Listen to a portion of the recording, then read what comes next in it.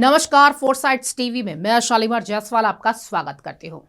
72 साल की उम्र में, जी हाँ 72 साल की उम्र में दुनिया को अलविदा कहने वाले गजल गायक पंकज उधास की लव स्टोरी काफी फिल्मी थी। उनकी लव स्टोरी की शुरुआत 70 के दशक में हुई थी। बात ऐसी थी कि पंकज के पड़ोस में एक लड़की रहती थी जिसका नाम फरीदा था। पंकज उन्हें देखते ही अपना दिल हार बैठे थे। तो आइए एक नजर डालते हैं इस महान सिंगर की लव स्टोरी पर।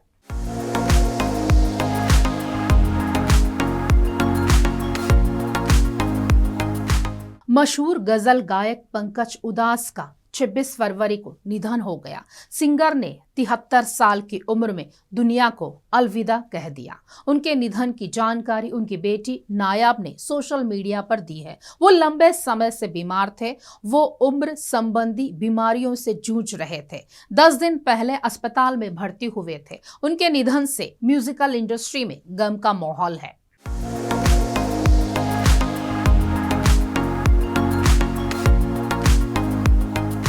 पंकज उधास के गानों को हर उम्र के लोग सुनना पसंद करते हैं।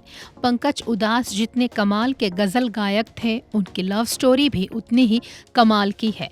चलिए आज उनकी लव स्टोरी के बारे में जानते हैं। पंकज उधास की प्रेम कहानी की शुरुआत 70 के दशक में हुई थी। पंकज की शादी 11 फरवरी 1982 को फरीदा से हुई थी। पंकज उधास की फरीदा से पहली मुलाकात उनके पड़ोसी ने ही कराई थी। उस वक्त पंकज ग्रेजुएशन कर रहे थे और फरीदा एयर होस्टेस थी। पंकज को फरीदा से पहली नजर में ही प्यार हो गया था। पंकज और फरीदा की पहले दोस्ती हुई। दोनों एक दूसरे के साथ समय बिताने लगे और जल्द ही एक दूसरे को दिल दे बैठे। दोनों जल्द ही शादी करने का फैसला लिया, लेकिन फरीदा का परिवार इस शादी के लिए तैयार नहीं था। दरअसल पंकज उधास हिंदू थे और फरीदा पारसी परिवार से ताल्लुक रखती थी। पंकज का परिवार इस रिश्ते के लिए तैयार था, लेकिन फरीदा के पिता इस शादी के खिलाफ थे। लेकिन यहाँ पंकज दोनों परिवारों की रजामंदी से ही अपना घर बसाना चाहते थे।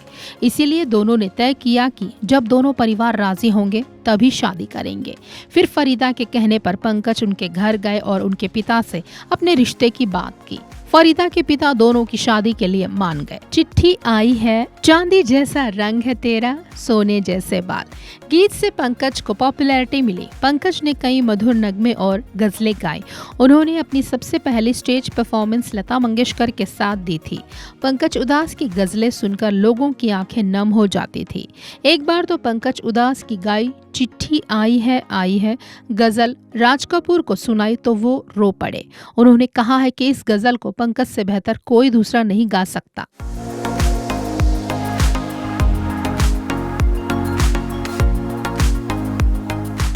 खास खबरों के लिए जुड़े रहिए हमसे, देखते रहिए फोरसाइट्स टीवी।